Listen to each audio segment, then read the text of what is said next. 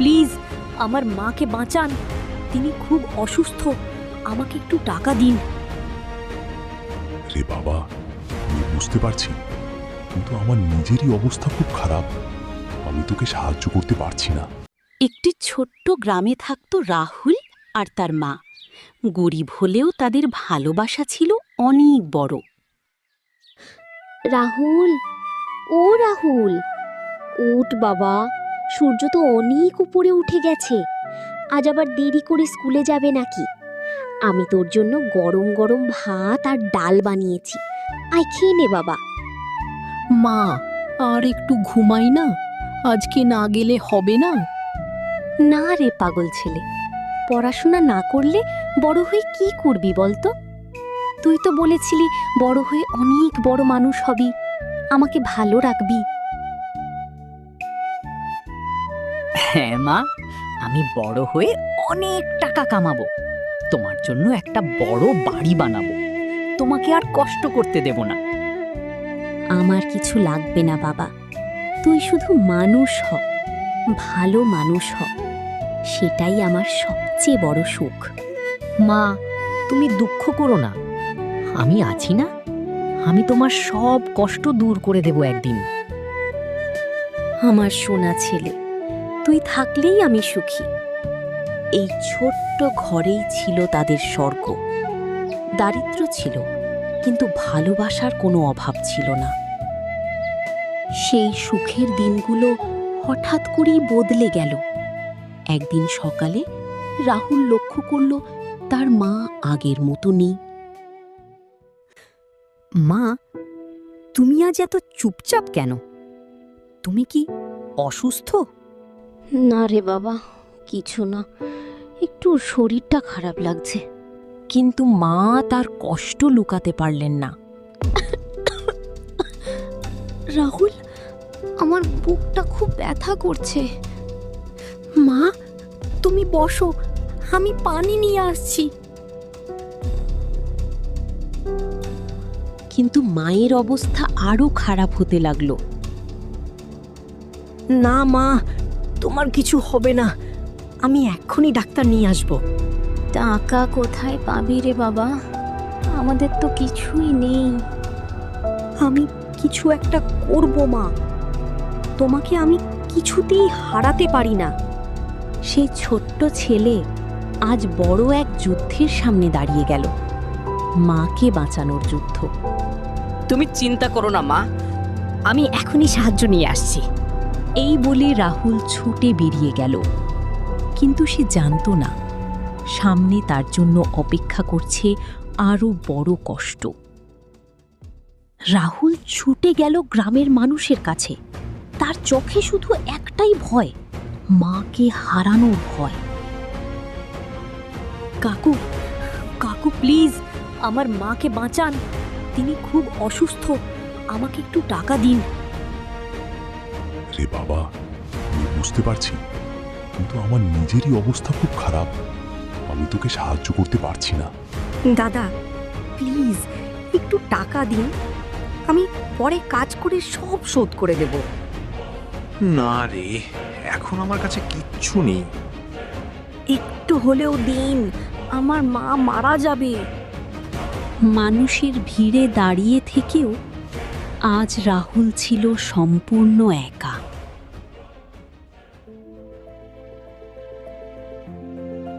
আমি কি করব এখন? কেউই আমাকে সাহায্য করছে না। তার ছোট্ট হৃদয়টা ভেঙে টুকরো টুকরো হয়ে গেল। না, আমি হাল ছাড়ব না, আমাকে কিছু একটা করতেই হবে। রাহুল সিদ্ধান্ত নিল সে নিজেই টাকা উপার্জন করবে।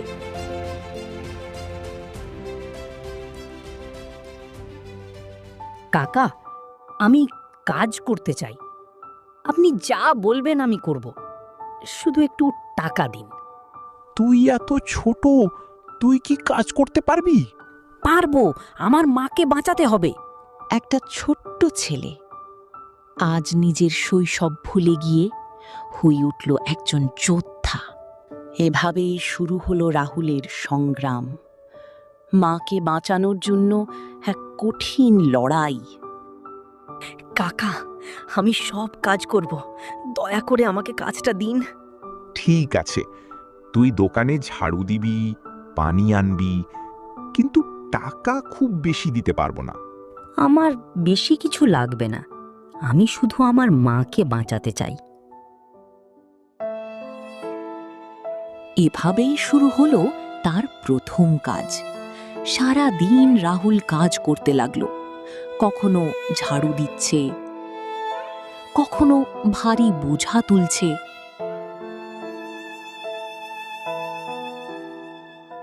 আরও একটু, আমাকে আরও কাজ করতে হবে।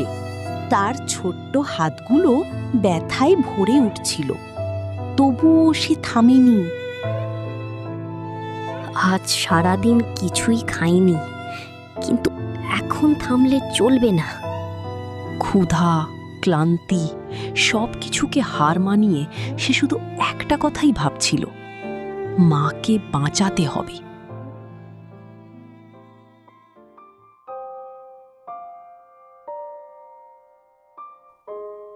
আজ সারাদিন কিছুই খাইনি, কিন্তু এখন থামলে চলবে না। ক্ষুধা, ক্লান্তি সবকিছুকে হার মানিয়ে সে শুধু একটা কথাই ভাবছিল, মাকে বাঁচাতে হবে। ভগবান, তুমি আমার মাকে বাঁচাও, আমি সব কিছু করতে রাজি আছি।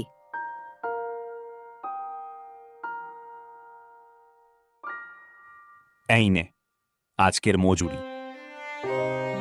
ধন্যবাদ কাকা, এই টাকা দিয়ে আমি মাকে বাঁচাবো। টাকাটা খুব কম ছিল, কিন্তু রাহুলের জন্য এটা ছিল তার সবচেয়ে বড় আশা। রাহুল চোখে পানি, কিন্তু শক্ত কণ্ঠ। এতে হবে না, আমাকে আরও টাকা জোগাড় করতে হবে। একটা ছোট্ট ছেলে আজ নিজের সব সুখ, সব আরাম ছেড়ে শুধু মায়ের জন্য লড়াই করছে। দিনের পর দিন কষ্ট করে রাহুল কিছু টাকা জোগাড় করল, কিন্তু সেই টাকা কি তার মাকে বাঁচানোর জন্য যথেষ্ট? 1, 2, 3, এটাই সব? এত কম টাকা? তার চোখে পানি চলে এলো, কিন্তু সে আশা হারালো না। না না, আমি দেরি দেরি করতে পারি না। যা আছে তাই নিয়ে ডাক্তার আনবো।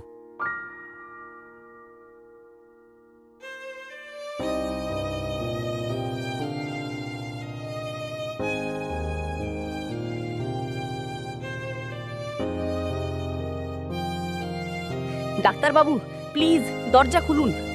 কি কি বাইরে?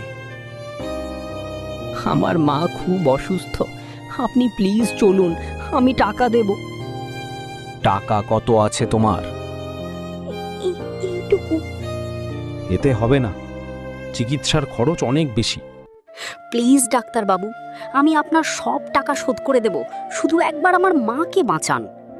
একটা ছোট্ট ছেলে আজ নিজের সব অহংকার, সব সম্মান ভুলে গিয়ে শুধু মায়ের জন্য ভিক্ষা করছে। উঠো, কেঁদো না, চলো আমি তোমার সাথে যাচ্ছি। সত্যি আপনি যাবেন? হ্যাঁ, যতটা পারি চেষ্টা করব। একটুখানি আশা রাহুলের ভাঙা হৃদয়ে আবার আলো জ্বালালো।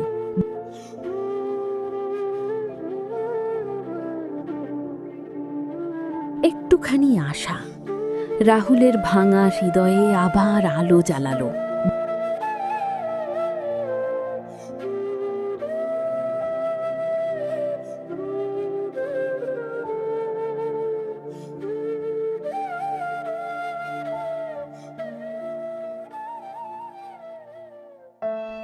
মা, তুমি কথা বলছো না কেন? মা, ওঠো মা, আমি এসে গেছি, দেখো ডাক্তার এসেছে। বাবা, তুমি একটু দেরি করে ফেলেছ। মানে? তোমার মা আর নেই? এই কথাটা শুনে রাহুলের পৃথিবীটা যেন এক মুহূর্তে ভেঙে গেল। না, এটা হতে পারে না। মা, তুমি আমাকে ছেড়ে যেতে পারো না। উঠো মা, প্লিজ উঠো। আমি সব টাকা নিয়ে এসেছি। দেখো মা, আমি পেরেছি। মা, তুমি কেন অপেক্ষা করলে না? আমি তো আসছিলাম। মায়ের চলে যাওয়ার পর রাহুলের জীবনে সব কিছু থেমে গেল।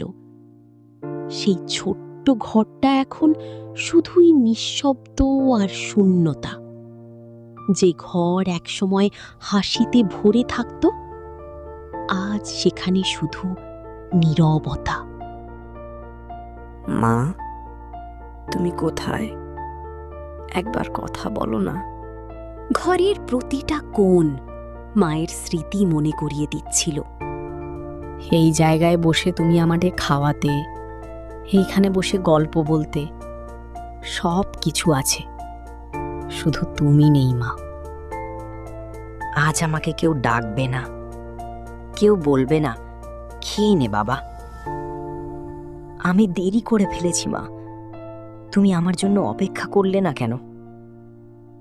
একটা ছোট্ট হৃদয় অসহ্য যন্ত্রণায় ভেঙে যাচ্ছে। পরের দিন গ্রামের মানুষরা মায়ের শেষকৃত্য সম্পন্ন করল।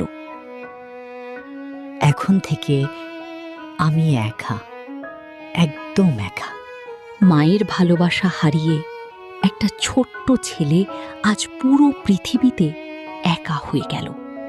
মায়ের চলে যাওয়ার পর রাহুলের জীবন একদম বদলে গেল। কিন্তু সময় কখনো থেমে থাকে না, জীবনও থেমে থাকে না। পরের দিন সকাল, রাহুল একা ঘুম থেকে উঠল। আজ কেউ আমাকে ডাকলো না, কেউ বলল না উঠ বাবা। মা বলতো, কখনো হার মানিস না, সব সময় এগিয়ে চল। আমি কাঁদলে হবে না। আমি যদি ভেঙে পড়ি তাহলে মায়ের স্বপ্নও ভেঙে যাবে। সেই মুহূর্তে রাহুল একটা বড় সিদ্ধান্ত নিল। সে আবার কাজ শুরু করল, কিন্তু এবার শুধু বাঁচার জন্য নয়। আমি বড় হব, আমি এমন কিছু করব যাতে আমার মা গর্ব করতে পারে। এবার তার কষ্টের মানই বদলে গেল। আগে সে লড়ছিল মাকে বাঁচা, এখন সে লড়ছে মায়ের স্বপ্ন পূরণ করতে। মা, তুমি যেখানেই থাকো আমাকে দেখো। আমি তোমার স্বপ্ন একদিন সত্যি করব। দিন যায়, মাস যায়, রাহুল থামেনি। সে প্রতিদিন কাজ করেছে, শিখেছে, এগিয়ে গেছে।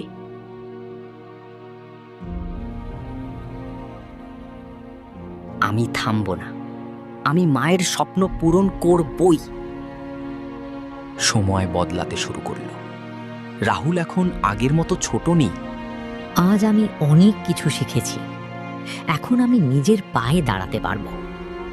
আমি পেরেছি মা, আমি সত্যিই পেরেছি। সফলতার এই মুহূর্তেও তার চোখে পানি চলে এলো। মা, তুমি আজ থাকলে খুব খুশি হতে। আজ রাহুল একজন সফল মানুষ, কিন্তু তার জীবনের সবচেয়ে বড় অভাব তার মা। আমি সব পেয়েছি, কিন্তু তোমাকে পাইনি মা। রাহুল তার মায়ের স্মৃতিতে গরিব মানুষদের সাহায্য করতে শুরু করল। সে প্রতিদিন আকাশের দিকে তাকিয়ে মায়ের সাথে কথা বলে। মা, আমি কথা রেখেছি। আমি তোমার স্বপ্ন পূরণ করেছি।